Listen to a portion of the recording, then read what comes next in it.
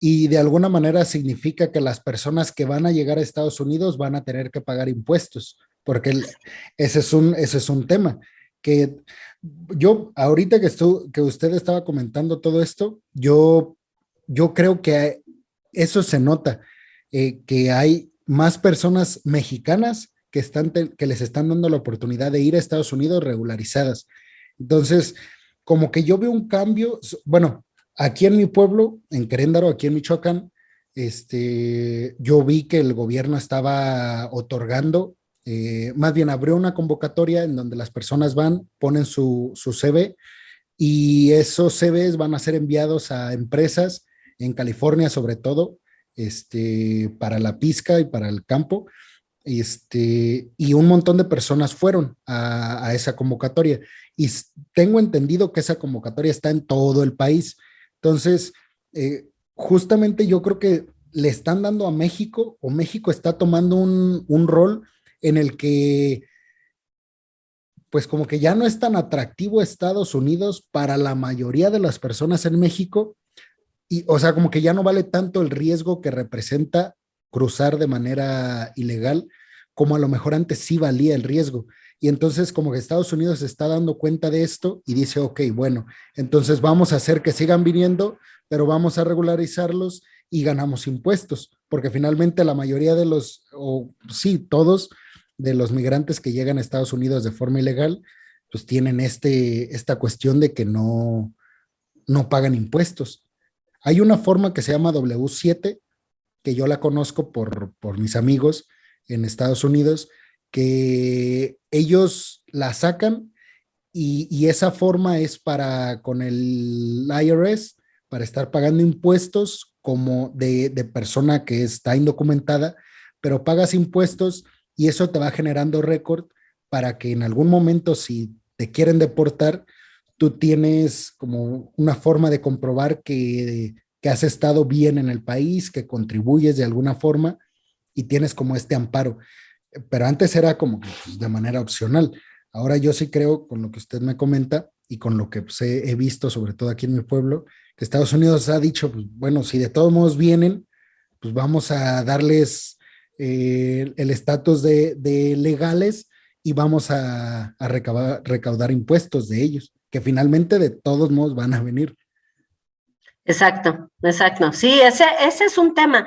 Y luego hay, hablando del respeto o no respeto a los derechos humanos, estas agencias que se dedican a hacer este tipo de, o sea, hay grandes críticas por los abusos que cometen con las personas. Y hay hasta algunas de estas agencias se les ha acusado de trata. O sea, se les ha acusado de que llevan a las personas, no les dicen exactamente lo que van a hacer y los tienen en situaciones de muy, muy mala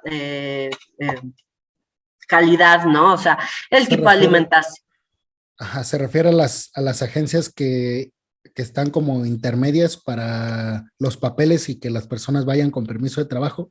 Exactamente, Okay. exactamente. Yo tengo una Entonces, anécdota a ver, buenísima ajá. de un amigo que, pues no creo que escuche este programa, pero si lo escucha, bueno, pues no voy a decir su nombre ni nada, pero yo le digo que estuve pues trabajando en construcción y estuve con ellos. Yo conocí a personas que salieron huyendo porque habían cometido un crimen aquí en México.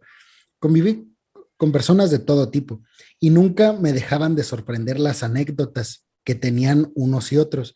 Pero yo creo que la más asombrosa y la más increíble, literalmente increíble, la historia de un amigo que lo llevaron con permiso de trabajo a una pizca de moras, si no mal recuerdo, en California.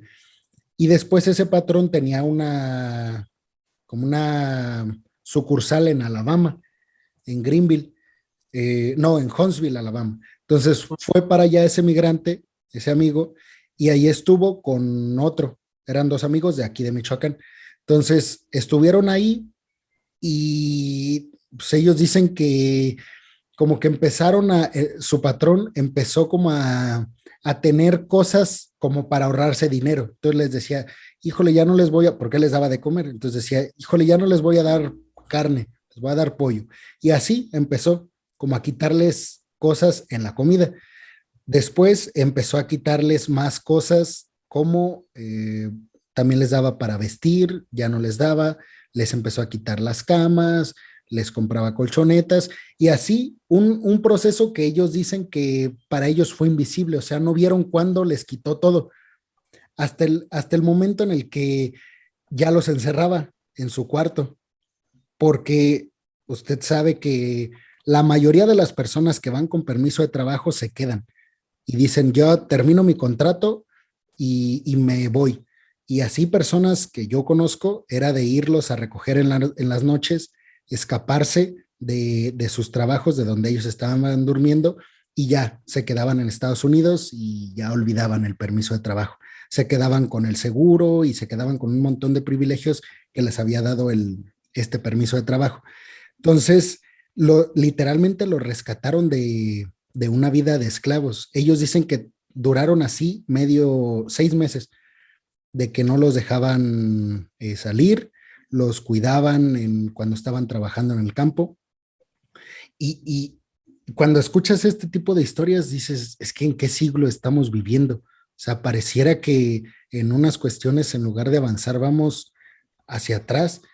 Y este tipo de historias ni siquiera, o sea, te es tan difícil creerlas, al menos para mí, porque yo estoy en un lugar tan privilegiado que ese tipo de cuestiones ni siquiera son invisibles para mí.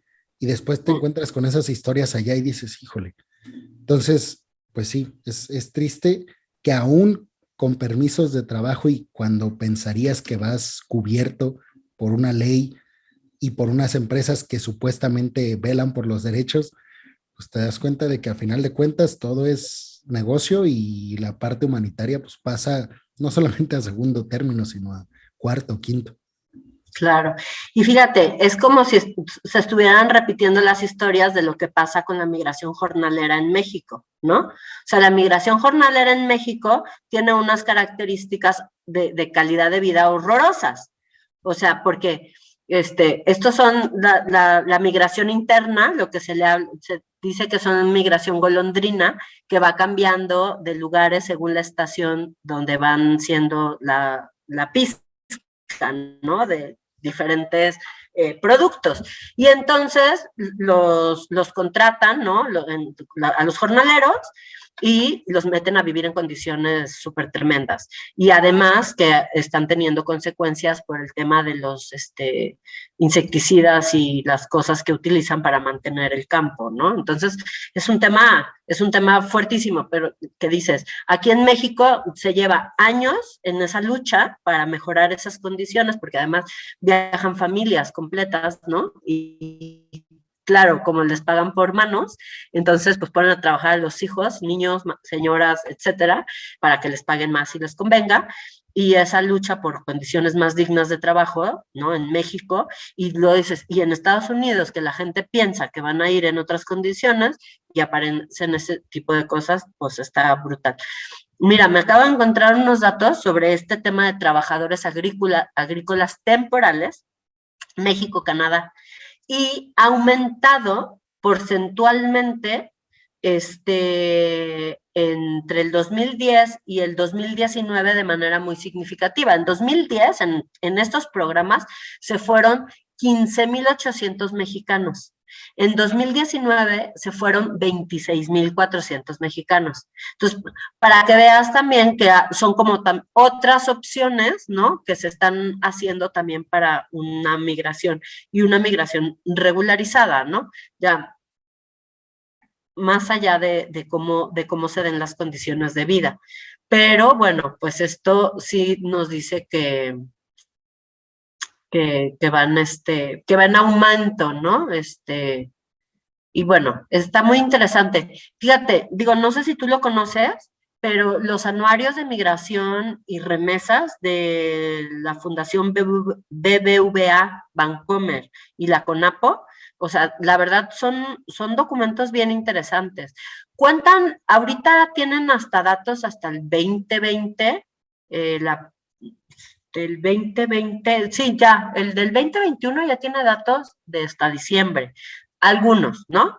Del 2021, que igual te sirven. O sea, la verdad es que traen datos bien interesantes.